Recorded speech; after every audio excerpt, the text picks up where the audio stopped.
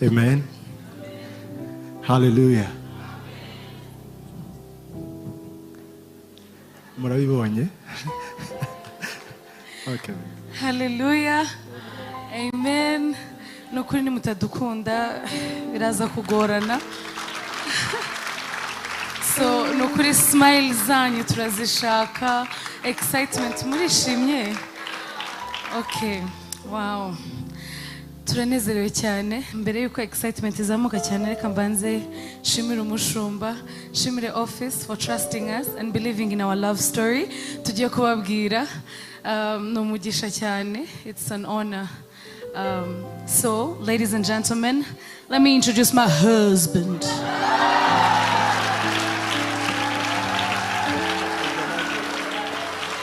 My husband. Tell your neighbor, my husband. Yeah, Tress's husband, not yours. My husband. You're welcome, Sheri. Thank you. Arakoze kunyakira. Ese ashimwe cyane. Imana inshoboze kubera ko ubundi ntago ntago ndi umuspeaker cyane. Duhuriye hanze mwakumirwa. So oya arambwiye ngo ugiye kuvuga ko ari njye uvuga rero. Ni umuvugizi wa famille. Ariko ndashimira Imana ko mbaye hano nanjye reka mfate this opportunity to thank mama Apostle kubwo kutwemerera gutanga ubuhamya bwacu wherever she is. We thank you, ma, and we respect you, we honor you, and we love you.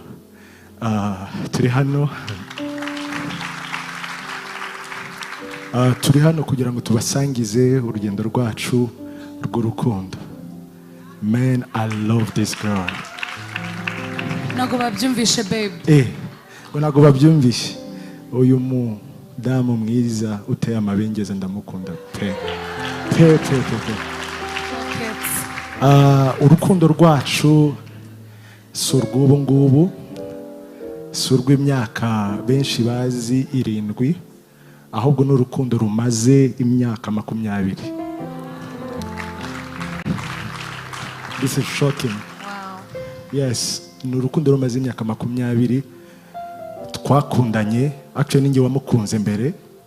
Of course, namukunze agifite imyaka 8. Biratangaje. Ndayivuza imyaka.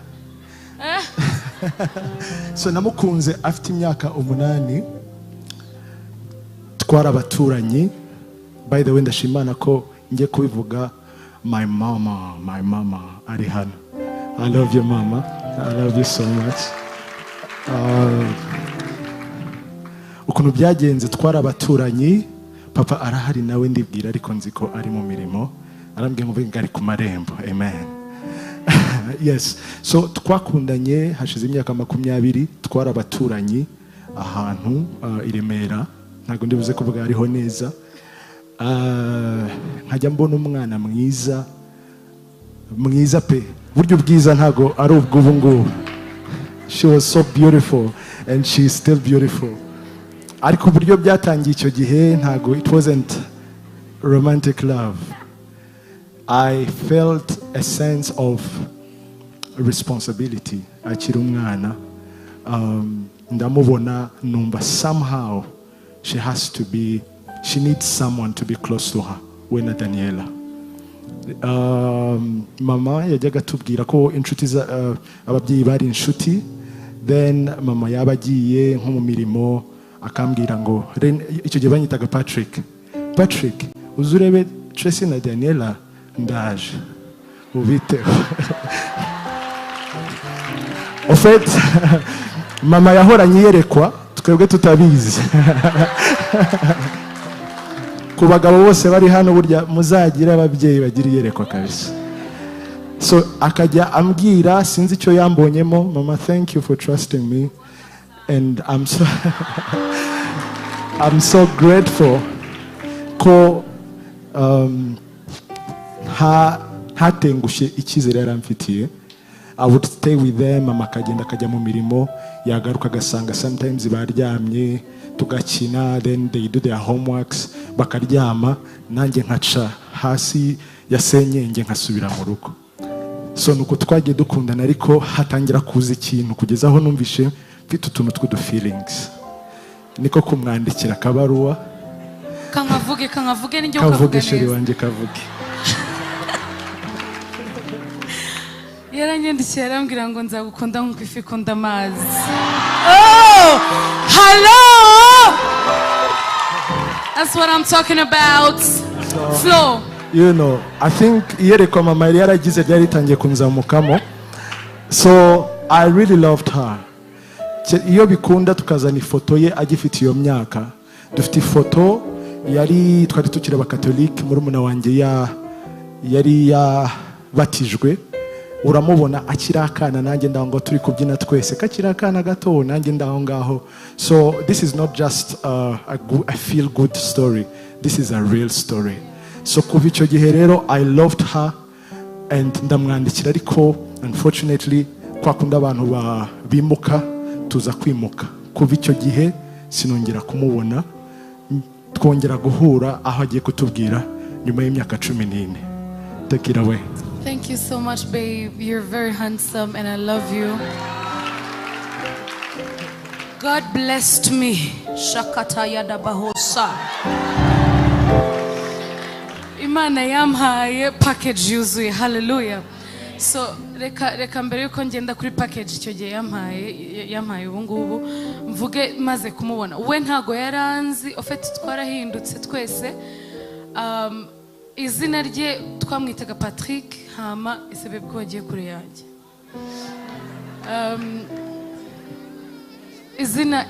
Izina twamwitaga ari Patrick. None nkaba mfite umuntu nakundaga, nkunda ukuntu aririmba, nkunda ukuntu aramya, nkunda his voice. I was just in love with him. Maybe masanga nyine Imana yari ifite ukundi nyine hari udu feelings twakera ariko ntazi kariwe. So buri gihe nareba flyers ngo René Patrick araza kuririmba. Oh le français, mon Dieu. Nabona ngo René Patrick araza kuririmba hano what nabaga uwa mbere nkicara imbere nk'ukuntu biri yicaye imbere. Noneho nkavuga ni Imana mwabantu mwe, nakundaga ijwi rye namureba ari kuririmba gusa nkumva nataha, because he used to bless my heart so much. Ariko ubwo ndi kumureba nka René Patrick nago mbizi karinde tugendane mu nkuru neza. Ubwo ndi kumureba nka René Patrick nago mbizi ko ari Patrick wanje.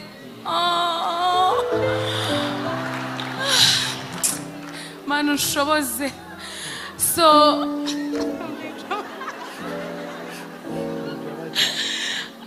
wow. So namubona nkakunda ukuntu aririmba, nkakunda indirimbo ye arankunda kandi anyitayeho umusikunda jewe ndamubona ntabwo ari byo numva n'abandi umusikunda jewe ndamubona. Abatari babizi ni indirimbo ya my husband. So nakundaga iyo ndirimbo ye cyane. I used to love it so much. Sinzi ukuntu nabibabwira. I know when I see my husband I become very dramatic. Kambaha kanya musekemo.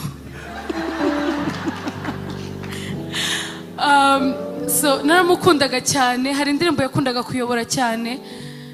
You are Alpha, we love you Lord, we adore. Yageraga kuri iyo ndirimbo, my dear. Oh. And I was like, God, if this can be my husband, I will give you. True story, true story. No kuri, for real, I'm not lying. And ndikuvugisha kuri ndikuruhira. Ariko atabizi. Ariko ntabizi. I like that. Noneho iyo excitement yandenze. God help me. Ubwo nkamubona nkishima, little did I know. Then one day, tell your neighbor, one day. One day. Imana ihumugisha Maya na Fabrice akubira babe tuzabaha inka one day. Tuzabarabira. Nukuri. Iyo abatari kubwabo bakora hari event maybe abantu bashaka kubateza bamwe bayizi yitwa Overflow Conference. overflow conference ibera somewhere.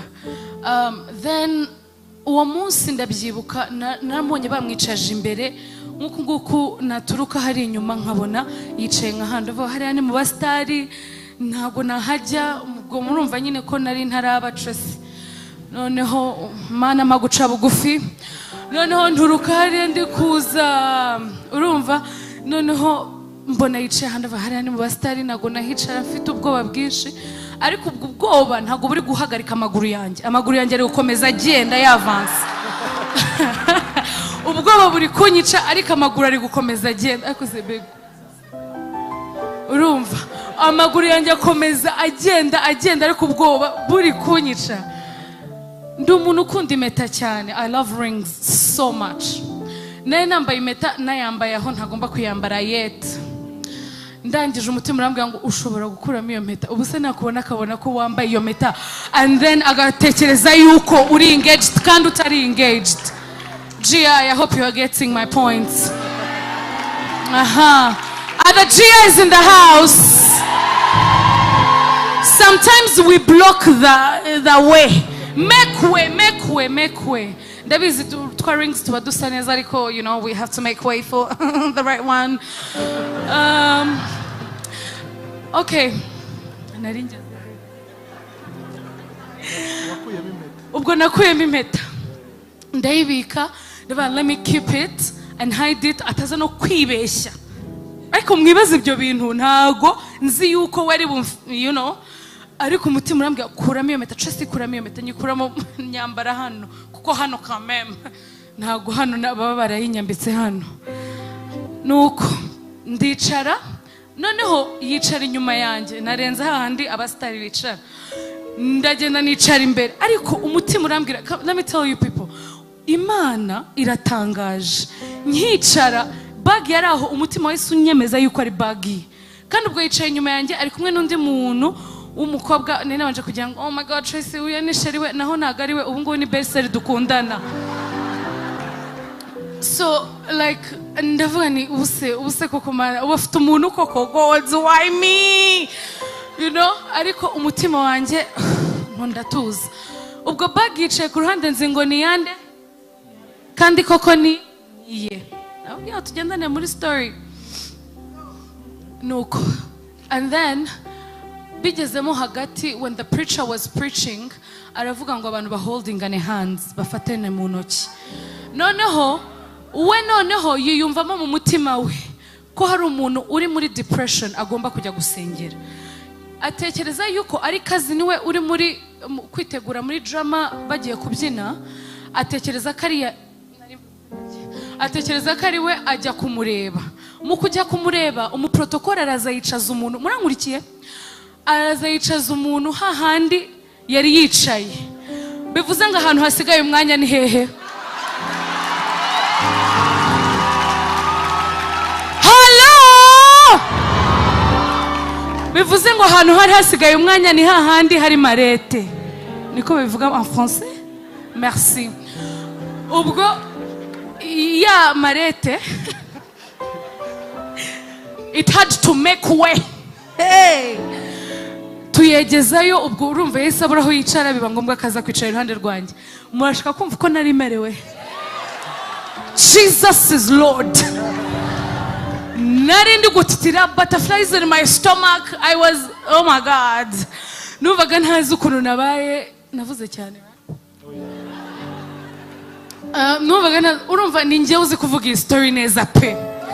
No nawe hari aho ari bufatireho, ariko nabanje kubaha echamagero.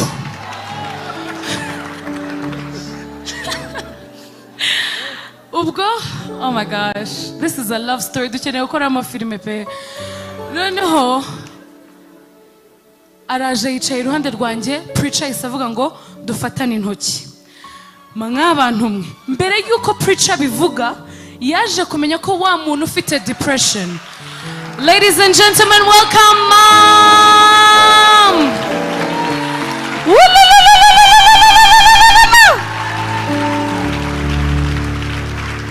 We welcome you, Mom. What an honor. We love you so much. Mon beau garde de Jésus. Oui, maman. Merci beaucoup.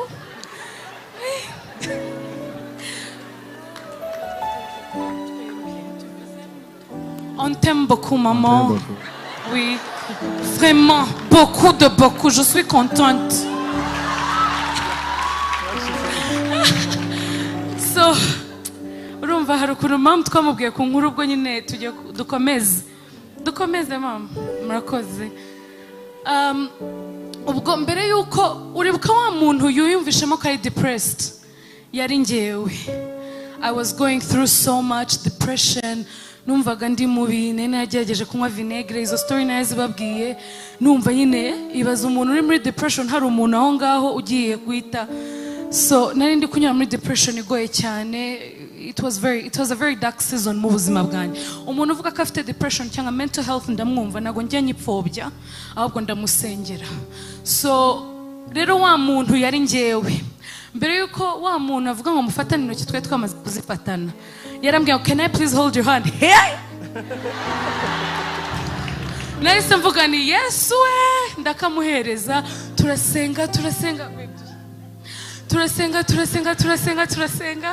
turasenga koko nisanga kwa gusenga uko narize cyane nagize gutya. Ehe hello no mu kwisanga nagize gutya mbabwire nabonye vision nahise mbona vision ariko nabimubwiye nyuma nabonye abantu benshi bari kudufotora none nje nikanga umurabyo wa kamera. Yego nago nabivuze nararimize ringumamo nabani iyi feeling igomba kungumamo noneho mbona vision mbaho umwanya wo gusekamo noneho ya vision ije nikanga urabona umurabyo wa kamera right no nikanga umurabyo wa kamera but there was no camera there. Then mbona ngo title ngo umuramyihane Patric&Tressy nabani nice immediately nice ngira gutya noneho mumbwire flow ariko namwe noneho ubwo service rangiye yaransengeye yambwiye ibintu byinshi ijambo ntazibagirwa yambwiye ngo God is opening a new chapter in your life kandi all things are going to work together for your good. Joy is coming your way. Ku muntu wari depressed nari nkeneye ayo magambo ngiye gusohoka ndavuga se man nimero ye nzayikura he nambwira ni can I talk to you outside for a little bit? Urumva telefone yanjye yazimye mfite curfew mama araza kumbaza ugeze kutarataha nari mfite izo stress zose kandi ni ngombwa ko dutaha kare nk'abana. Noneho my mom is that kind of mom who is strict. Noneho ubwo nyine ntangira kugiramo aga stress phone yazimye mami nambura ndambwira ni can I please talk to you outside? Turasohoka turi gusohoka nabwo ya feeling nyiyumvamo y'ikintu tu not ikintu fire ntabyibuka kari my Patric wa kera. Noneho ndasohoka tugeze hanze nambwira nti can I have your number kugira ngo uzakomeze usengane nanjye. Telefone yazimye ni yanjye yazimye. Ask me what I did. Nati aga pen aho ngaho mbwira umuntu can I please help me with your pen? Yandika mu kiganza cyanjye nimero ye.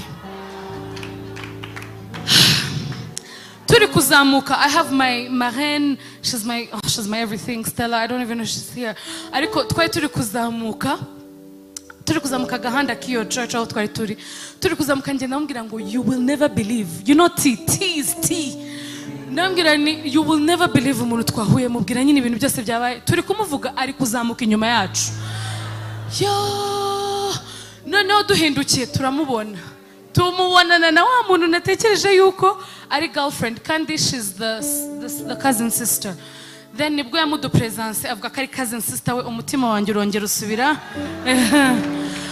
nuko byagenze kugira ngo mbyihutishe tudatwara umwanya nuko twaganiriye the next day and all that and now ubwo yakomeje nyine ambwira ihumura impande zose everything and then aza kunyandikira ndabyibuka nari ndi receptionist arambaza ngo mwigeze mutura ngiye kuvuga ku muhanda w'amabuye muri Rukiri hariya ku muhanda w'amabuye hafi y'Abadventiste ndavuga ngo yego noneho andya sini ntiyansubiza ndamuhamagara ndambwira ni please nago wansiga on hold like that, what do you mean? Arambwira ngo uri Gasaro, ndambwira nti yego. Abantu benshi banzi nka Tressy ariko abantu banzi kera banyita Gasaro, you get it? So aravuga uri Gasaro, ndambwira yego. Ahita ambwira ngo ni njyewe Patrick.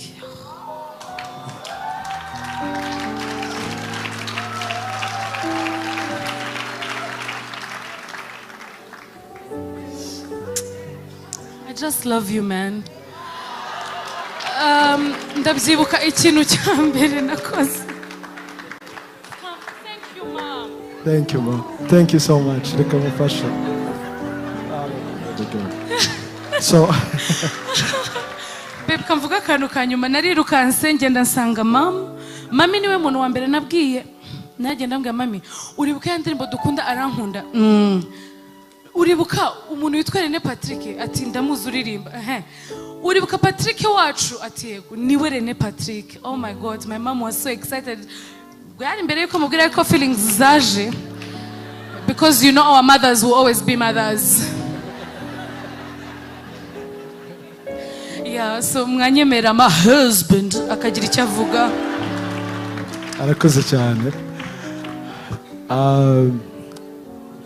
Inkuru yacu numva nayita inkuru y'umugambi w'Imana, kuko ntago byumvikana uburyo abantu bamaze imyaka 14 urumva abantu barakuze. Umuntu yaraciye muri puberté, yarabaye adolescent, yarakuze, yarahindutse. So rero ni kandi yarabaye, look at her like a beauty.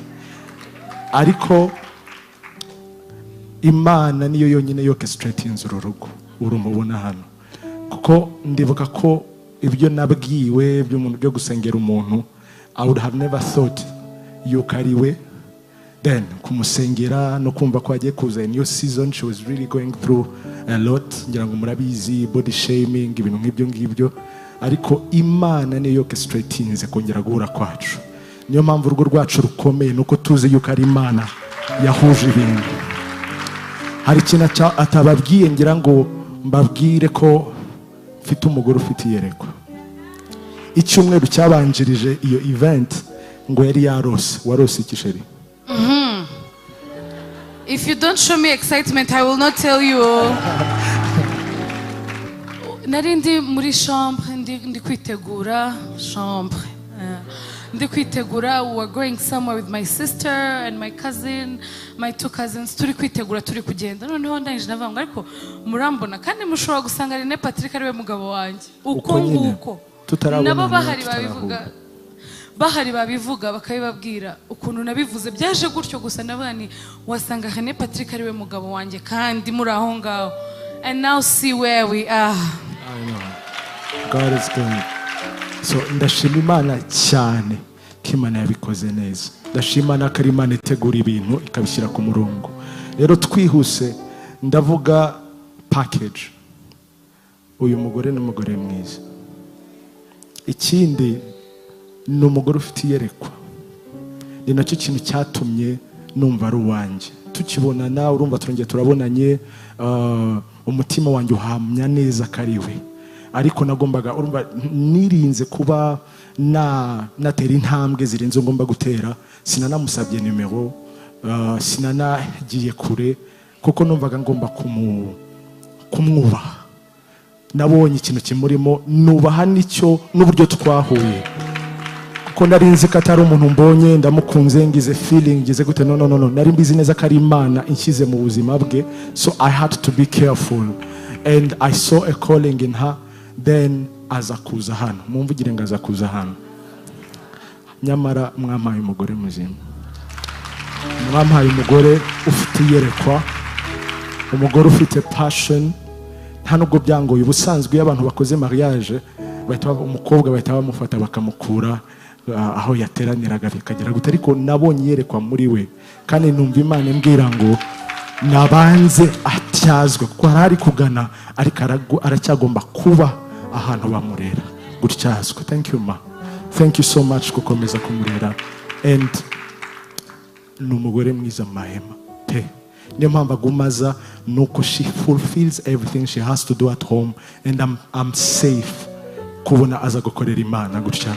So nagira mbabwire ngo Imana ishobora kuguha relationship nziza. Reka mbwira abasore n'abakobwa mutegereje, God is the greatest orchestrator.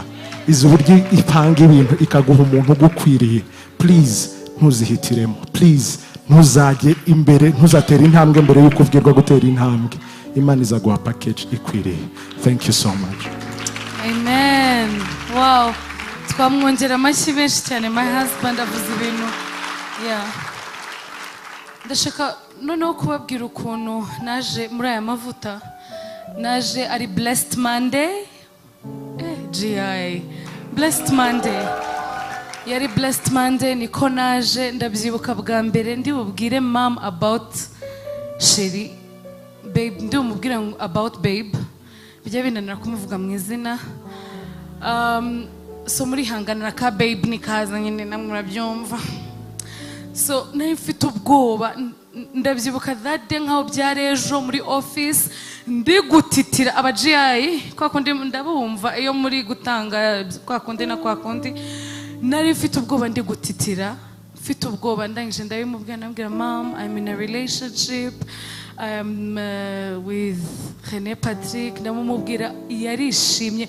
You people should have seen the excitement on her face. Arambwira ngo he's the one.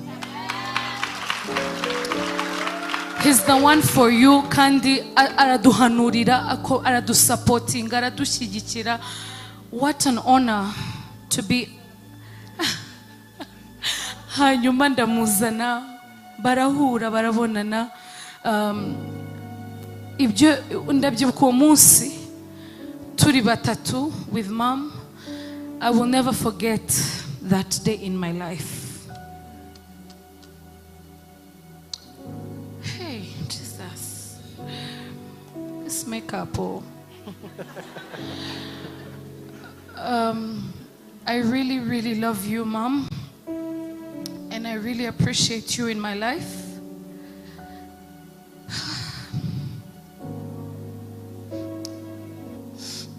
Thank you for everything you've sowed in our lives. But when it comes to you, I'm speechless. So I love you. Je t'aime trop.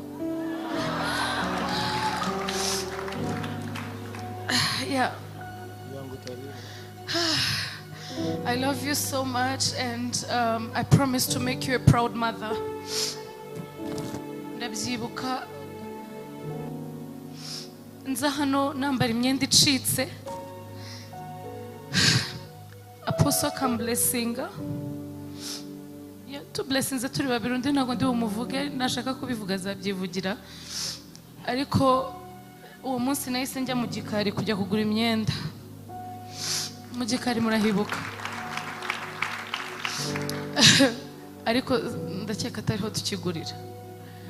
Kuko hari ibyo Imana yakoze, naho si habi ni heza cyane, bagira imyenda myiza pe. Nambaraga imyenda icitse nkaza kuririmba nimubibona Imana ikabahuma amaso.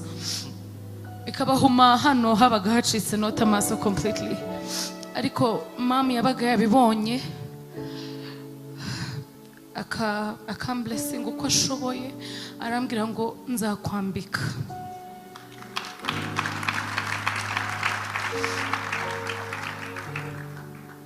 I don't know, I know abantu benshi barabikubwira, ariko byanjye byumve nkari.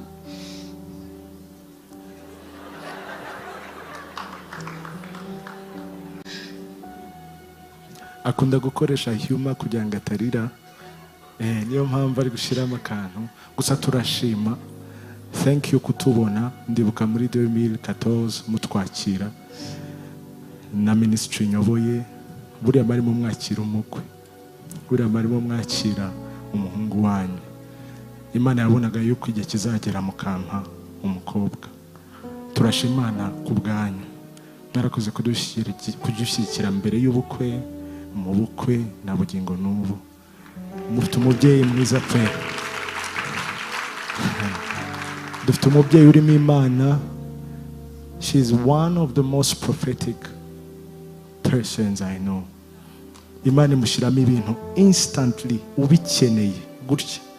Sinzi ko byari byababaho. mu rugo murabizi, I hope ko mubizi, ubizi aricyo kintu ukeneye at that moment, ukabona hari message je y'amagambo n'ibindi byose muzajya akora kandi biri timely. Thank you ma kumva ijwi ry'Imana.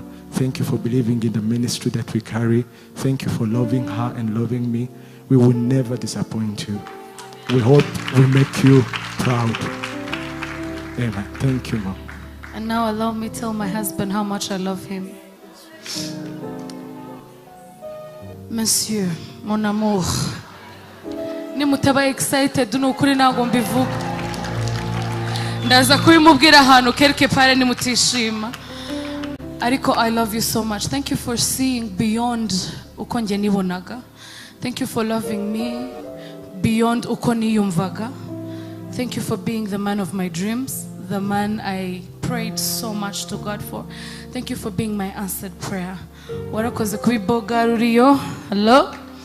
And I promise to love you. Even as God is still revealing his promises to us, nibyo tugitegereje, ndabizi neza ntashidikanya yuko Kristo akomeje kuba urufatiro rw'urukundo rwacu. I will love you forever and always. Murakoze cyane, Imana ibahe umugisha.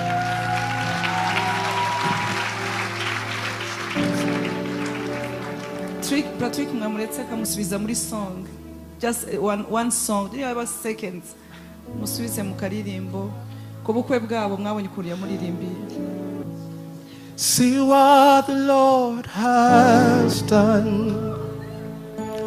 Can you see what the Lord has done? What we prayed for is coming to pass. See what the Lord has done. See what the Lord has done. Tell me, can you see what the Lord has done? What we waited for is coming to pass. See what the Lord has done. My eyes have seen, my ears have heard. I have lived in the promises of the Almighty God. And what I'm waiting for is coming to pass. See what the Lord has done. My eyes have seen, my ears have heard. I have seen the promises of God all been fulfilled. And what I'm waiting for is coming to pass. See what the Lord has. Help me sing. See what the Lord, see what the Lord has done. Tell me, can you see what the Lord has done? What we waited for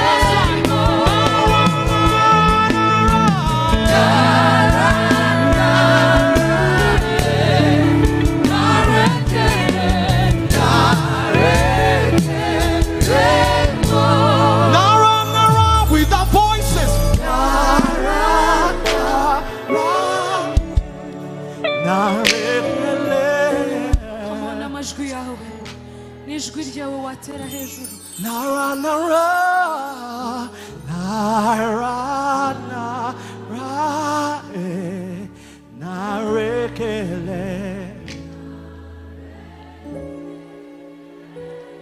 One last time. Nara, nara, nara.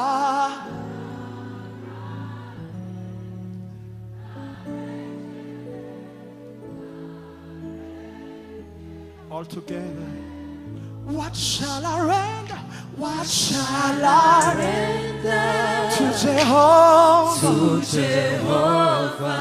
He has done so much for me. For he has done so very much for me. What shall I render? What shall I render to Jehovah? To Jehovah. You have done so much for me. For he has done so very much. One more time. What shall I render? What shall I render to Jehovah?